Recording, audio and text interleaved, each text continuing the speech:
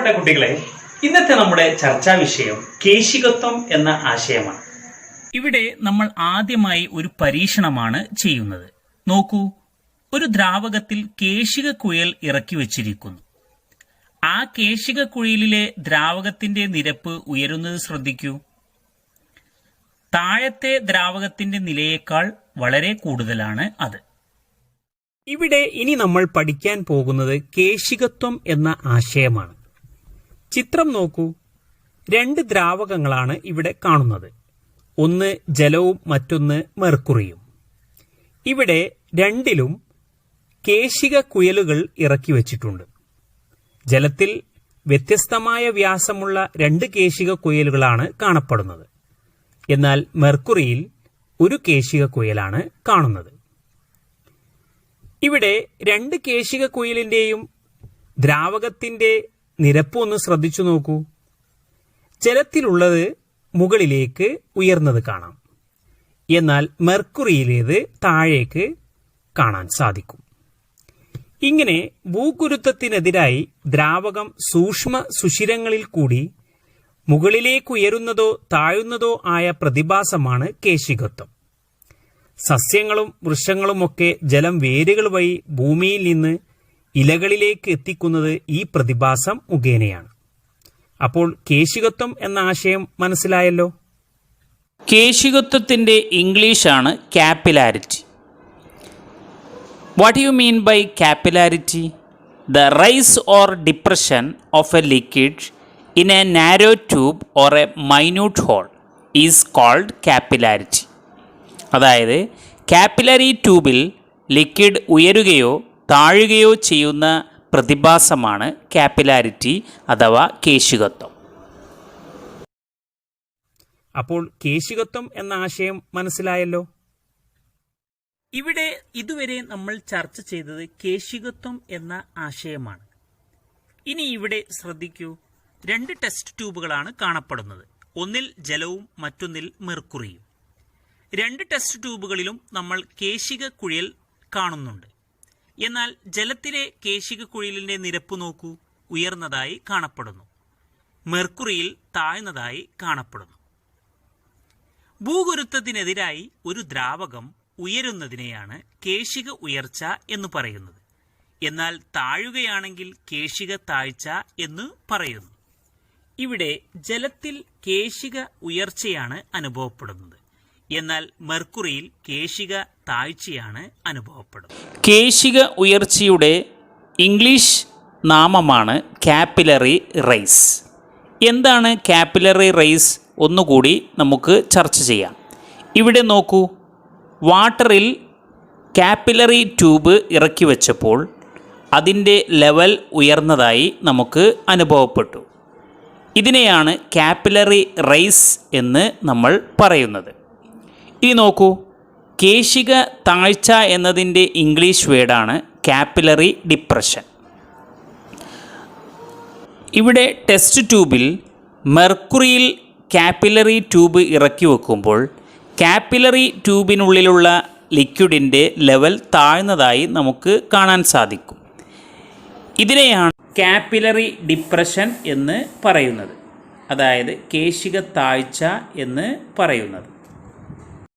ഇനി കേശികത്വവുമായി ബന്ധപ്പെട്ട കൂടുതൽ കാര്യങ്ങളിലേക്ക് നമുക്ക് ശ്രദ്ധിക്കാം. ഇവിടെ സ്ക്രീനിൽ നോക്കൂ, ചില സന്ദർഭങ്ങളാണ്. ചോക്ക് കൊണ്ട് മഷി ഒപ്പിയെടുക്കാൻ സാധിക്കുന്നു. ചുമരുകളിൽ മഴക്കാലത്ത് നനവ് പടരുന്നു. കോട്ടൺ തുണി കൊണ്ട് വിയർപ്പ് ഒപ്പിയെടുക്കുന്നു. ദ്രാവകങ്ങൾ അവയുടെ ഭാരത്തെ അവഗണിച്ച് ഉയരുകയോ മറ്റു ഭാഗങ്ങളിലേക്ക് പടരുകയോ ചെയ്യുന്നുണ്ട്. ഇതാണല്ലോ കേശികത്വം. കേശികത്വത്തിന് കാരണം എന്തായിരിക്കും? നമുക്ക് ചർച്ച ചെയ്യാം. പേന ജലത്തിൽ മുക്കി ഉയർത്തുമ്പോൾ ജലം പറ്റിപ്പിടിച്ചതായി കാണുന്നു. ചോക്ക് ഉപയോഗിച്ച് ബോർഡിൽ വരയ്ക്കുമ്പോൾ ചോക്ക് കണങ്ങൾ ബോർഡിൽ പറ്റിപ്പിടിക്കുന്നു.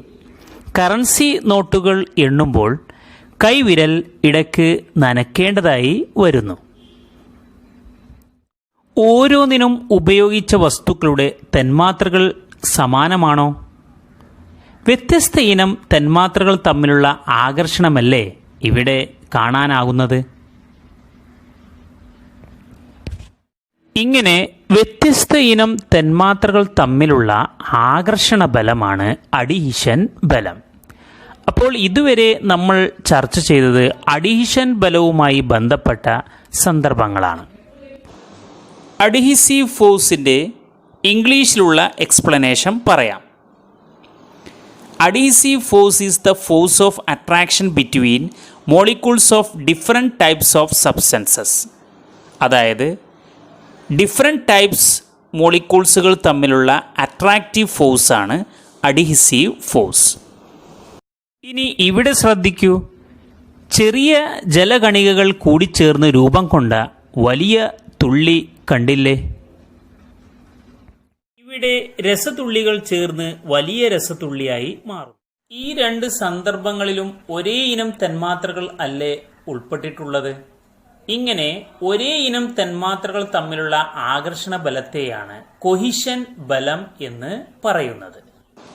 കൊഹിസീവ് ഫോഴ്സ്, ഇതിനെ നമ്മൾ ഇംഗ്ലീഷിൽ എക്സ്പ്ലെയിൻ ചെയ്യുന്നത് എങ്ങനെയാണ്? The attraction between the molecules of the same type is called cohesive force. അതായത് ഒരേ ടൈപ്പിലുള്ള സെയിം ടൈപ്പിലുള്ള മോളിക്യൂൾസ് തമ്മിലുള്ള അട്രാക്റ്റീവ് ഫോഴ്സാണ് കൊഹിസീവ്. ഇവിടെ എന്തുകൊണ്ടാണ് ചില പ്രാണികൾക്ക് ജലോപരിതലത്തിലൂടെ സഞ്ചരിക്കാൻ കഴിയുന്നത്? ദ്രാവക ഉപരിതലത്തിൽ പേപ്പർ ക്ലിപ്പ് പൊങ്ങി നിൽക്കുന്നത് എന്തുകൊണ്ടാണ്? ദ്രാവക പ്രതലം ഒരു പാട പോലെ വലിഞ്ഞു നിൽക്കുന്നുണ്ടോ? ജലോപരിതലത്തിലെ കണികകൾ പരസ്പരം ആകർഷിക്കുന്നത് മൂലം ജലോപരിതലം ഒരു പാട പോലെ വലിഞ്ഞു നിൽക്കുന്നു. ഇതിനു കാരണമായ ബലമാണ് പ്രതലബലം. ദ്രാവകങ്ങളുടെ ഉപരിതലത്തിലെ സദൃശ്യ തന്മാത്രകൾ വശങ്ങളിലേക്കും അകത്തേക്കും മാത്രം ആകർഷിക്കപ്പെടുന്നു.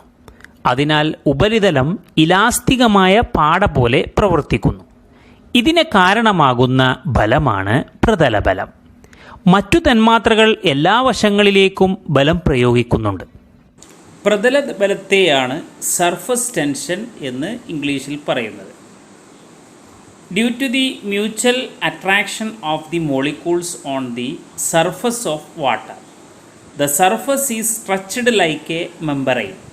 The force responsible for this is called surface tension. അതായത് പ്രതലബലം. ഇതിൽ നിന്നും നമുക്ക് മനസ്സിലാക്കാം, ദ്രാവക ഉപരിതലങ്ങളിൽ അനുഭവപ്പെടുന്ന പ്രതലബലമാണ് കേശികത്വത്തിന് കാരണം. ദ്രാവകോപരിതലത്തിലെ തന്മാത്രകൾ തമ്മിൽ അനുഭവപ്പെടുന്ന കൊഹിഷൻ ബലമാണ് പ്രതലബലത്തിന് കാരണം. ഇനി എന്താണ് കേശിക ഉയർച്ചയ്ക്ക് കാരണം? അഡീഷൻ ബലം കൊഹിഷൻ ബലത്തേക്കാൾ കൂടുതലായാൽ കേശിക ഉയർച്ച ഉണ്ടാകുന്നു. കേശിക താഴ്ച ഉണ്ടാകുന്നതോ? കൊഹിഷൻ ബലം അഡീഷൻ ബലത്തേക്കാൾ കൂടുതലായാൽ ആണ് കേശിക താഴ്ച ഉണ്ടാകുന്നത്. കാപ്പിലറി റേസ്, കാപ്പിലറി ഡിപ്രഷൻ ഇവ എങ്ങനെ ഉണ്ടാകുന്നു എന്നതാണ് ഇംഗ്ലീഷിൽ പറയുന്നത്. Capillary rise occurs when the adhesive force is greater than the cohesive force. But when the cohesive force is greater than the adhesive force, capillary depression will take place. ഇവിടെ നമ്മൾ ചർച്ച ചെയ്യുന്നത് കേശിക കുഴിയലിൻ്റെ വ്യാസവും കേശിക ഉയർച്ചയും തമ്മിലുള്ള ബന്ധമാണ്. ഇവിടെ ചിത്രം ശ്രദ്ധിക്കൂ.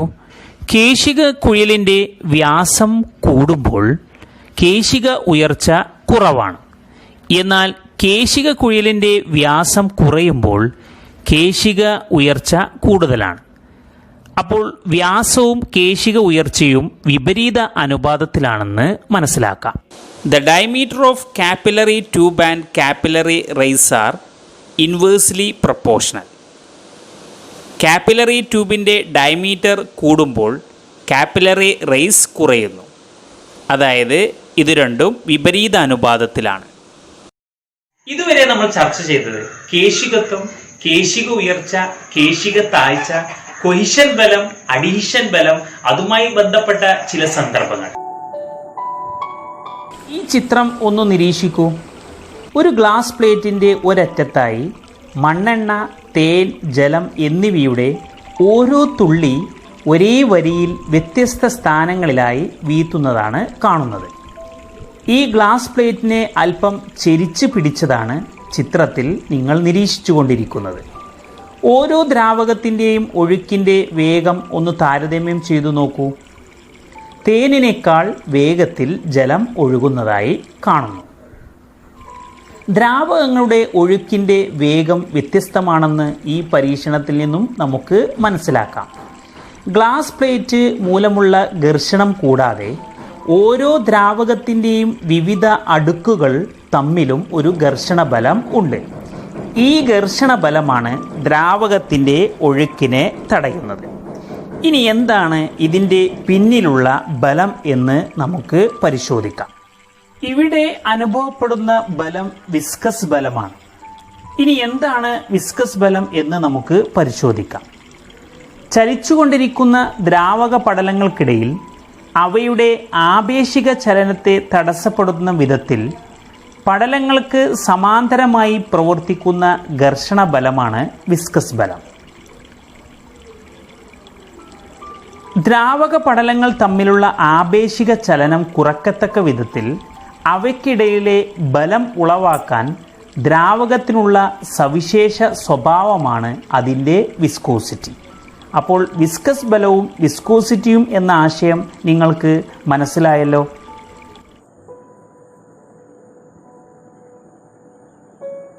ഇവിടെ വിസ്കസ് ഫോഴ്സിനെ ഇംഗ്ലീഷിൽ എങ്ങനെ പറയാം?